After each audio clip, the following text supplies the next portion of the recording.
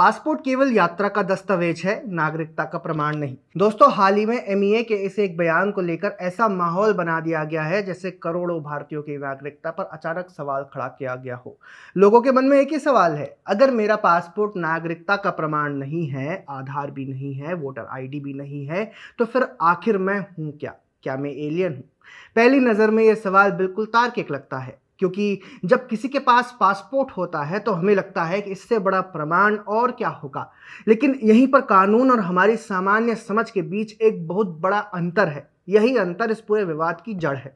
असल समस्या यह है कि हम तीन अलग अलग चीजों को एक ही मान लेते हैं: आइडेंटिटी डॉक्यूमेंट, ट्रैवल डॉक्यूमेंट और प्रूफ ऑफ सिटीजनशिप, जबकि कानून इन तीनों को अलग अलग तरीके से देखता है।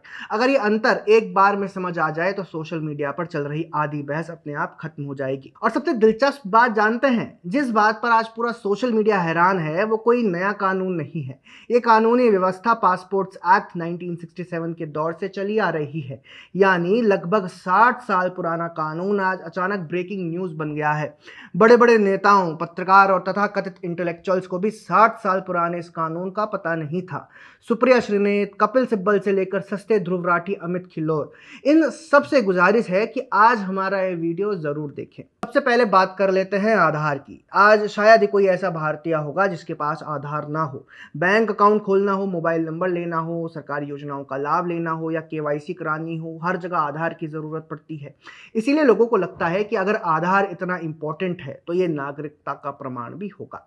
लेकिन सच्चाई ये है कि खुद आधार कार्ड पर लिखा होता है कि ये आइडेंटिटी और एड्रेस का प्रमाण है, नागरिकता का नहीं। ऐसा क्यों? क्योंकि आधार नागरिकता के आधार पर नहीं बल्कि रेजिडेंसी के आधार पर जारी किया जाता है। मान लीजिए कोई विदेशी इंजीनियर किसी मल्टीनेशनल कंपनी में काम करने भारत आया। उसके पास वैध वीजा है और वह कई वर्षों से भारत में कानून के अनुसार रह रहा है। ऐसी स्थिति में यदि वह पात्रता की शर्तें पूरी करता है तो उसे आधार मिल सकता है। लेकिन क्या आधार मिलते ही वह भारतीय नागरिक बन जाएगा? बिल्कुल नहीं। आधार सिर्फ ये बताता है कि आप कौन है, कहाँ रहते हैं। ये नागरिकता प्रदान नहीं करता। अब बात कर लेते हैं वोटर आईडी की। यहाँ लोग और भी ज़्यादा इमोशनल हो जाते हैं। उनका कहना होता है कि अगर मैं वोट डाल सकता हूँ तो इससे बड़ा नागरिक होने का प्रमाण क्या होगा। व्यवहारिक रूप से ये बात समझ में आती है, लेकिन कानून की भाषा थोड़ी अलग है। वोटर आईडी ये बताता है कि आपका नाम इलेक्टोरल रोल में दर्ज है और आपको मतदान का अधिकार दिया गया है। लेकिन अगर किसी अदालत में नागरिकता को लेकर विवाद खड़ा हो जाए तो केवल वोटर आईडी को अंतिम और अटल कानूनी प्रमाण नहीं माना जाता। इसका कारण ये नहीं है कि वोटर आईडी बेकार है, बल्कि इसीलिए कि इलेक्टोरल रोल्स में गलती हो सकती है, गलत नाम जुड़ सकते हैं, फर्जी एंट्री हो सकती है या प्रशासनिक त्रुटियां हो सकती हैं। इसीलिए अदालत जरूरत पड़ने पर अन्य दस्तावेजों और तथ्यों को भी देखती है। अब आते हैं उस दस्तावेज पर जिसके कारण ये पूरा विवाद शुरू हुआ: पासपोर्ट। सोशल मीडिया पर सबसे ज्यादा गुस्सा इसी बात को लेकर दिखाई दिया कि अगर पासपोर्ट भी नागरिकता का प्रमाण नहीं है तो फिर पासपोर्ट किस काम का है। लेकिन इस सवाल का जवाब समझने के लिए पहले यह समझना होगा कि पासपोर्ट वास्तव में है क्या। कानूनी रूप से पासपोर्ट सबसे पहले एक ट्रैवल डॉक्यूमेंट है। उसका उद्देश्य आपको दूसरे देशों की यात्रा करने की अनुमति देना है और ये दुनिया के अन्य देशों को बताता है कि भारत सरकार ने आपको यात्रा के लिए दस्तावेज जारी किया है। लेकिन यहाँ एक और महत्वपूर्ण बात है। पासपोर्ट आपकी नागरिकता पैदा नहीं करता, बल्कि आपकी नागरिकता ही वह आधार है जिसकी वजह से आपको पासपोर्ट जारी किया जाता है। ये फर्क छोटा लग सकता है, लेकिन कानूनी रूप से यही सबसे बड़ा अंतर है। सोचिए, किसी व्यक्ति के पास पहले नागरिकता होती है तभी वह पासपोर्ट के लिए आवेदन करता है। यानी कारण नागरिकता है और परिणाम पासपोर्ट। अगर हम इसे उल्टा मान लें और कह दें कि पासपोर्ट ही नागरिकता बनाता है तो कानून में बहुत बड़ी समस्या खड़ी हो जाएगी। अब जरा सोचिए कि पासपोर्ट बनता कैसे है। क्या कोई व्यक्ति सिर्फ पासपोर्ट ऑफिस जाकर कह सकता है कि मुझे पासपोर्ट दे दीजिए? बिल्कुल नहीं। पासपोर्ट जारी होने से पहले सरकार कई स्तर पर जांच करती है। आपके बर्थ सर्टिफिकेट या अन्य आधार दस्तावेज देखे जाते हैं, आपके शैक्षणिक रिकॉर्ड देखे जा सकते हैं, आपका पुलिस वेरिफिकेशन होता है, आपके द्वारा दी गई जानकारी का मिलान किया जाता है। यानी पासपोर्ट किसी एक कागज के भरोसे नहीं बनता, बल्कि कई दस्तावेजों और जांच प्रक्रियाओं के बाद जारी होता है। और अगर आपको लगता है कि ये बात पहली बार किसी अधिकारी ने कही है तो ऐसा बिल्कुल नहीं है। बॉम्बे हाईकोर्ट भी इस कानूनी सिद्धांत को वर्षों पहले स्पष्ट कर चुका है। साल 2013 में बॉम्बे हाईकोर्ट ने एक मामले की सुनवाई के दौरान कहा था, passport alone is no proof of citizenship, यानी सिर्फ पासपोर्ट होना अपने आप में नागरिकता का अंतिम और निर्णायक कानूनी प्रमाण नहीं माना जा सकता। अब एक काल्पनिक उदाहरण लेते हैं। मान लीजिए कोई अवैध घुसपैठिया भारत में प्रवेश करता है, वह किसी भ्रष्ट अधिकारी को रिश्वत देकर फर्जी बर्थ सर्टिफिकेट बनवा लेता है, उसी फर्जी दस्तावेज के आधार पर आधार बन जाता है, फिर वही दस्तावेज इस्तेमाल करके पासपोर्ट भी हासिल कर लिया जाता है। अब कई वर्षों बाद जांच एजेंसियों को पता चलता है कि शुरुआत से ही उसके सभी मूल दस्तावेज फर्जी थे। अब सवाल यह है कि अगर कानून ये कह दे कि पासपोर्ट ही नागरिकता का ऐसा अंतिम और कभी चुनौती ना दिए जा सकने वाला प्रमाण है, तो सरकार उस व्यक्ति के खिलाफ क्या कार्रवाई करेगी?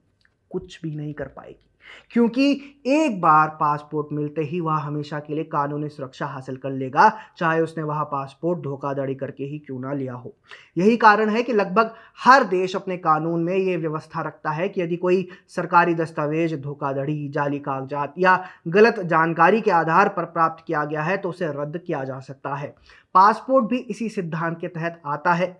अगर उसकी नींव ही फर्जी निकले तो उस पासपोर्ट को वैध नहीं माना जा सकता। इसका मतलब ये नहीं है कि पासपोर्ट महत्वहीन है। इसका मतलब सिर्फ इतना है कि कोई भी दस्तावेज उस धोखाधड़ी से बड़ा नहीं हो सकता जिसके आधार पर वह बनाया गया है। दरअसल इस पूरे विवाद की वजह एक शब्द है, प्रूफ।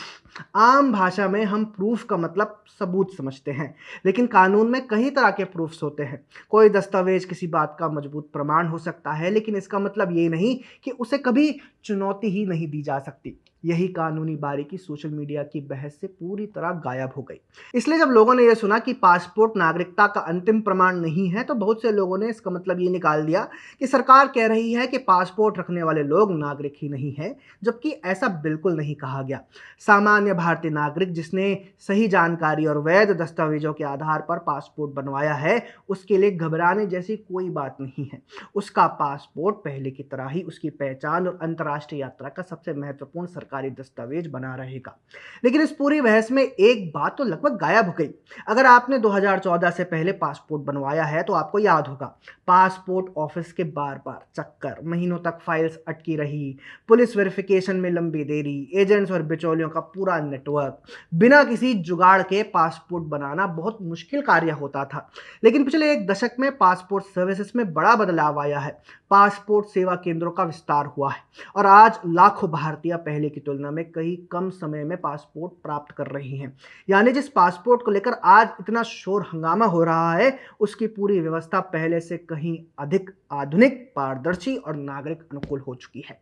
लेकिन दुर्भाग्य यह है कि व्यवस्था की सुधार की चर्चा कम हो रही है और 60 साल पुराने कानून पर अचानक शौक ज्यादा व्यक्त किया जा रहा है।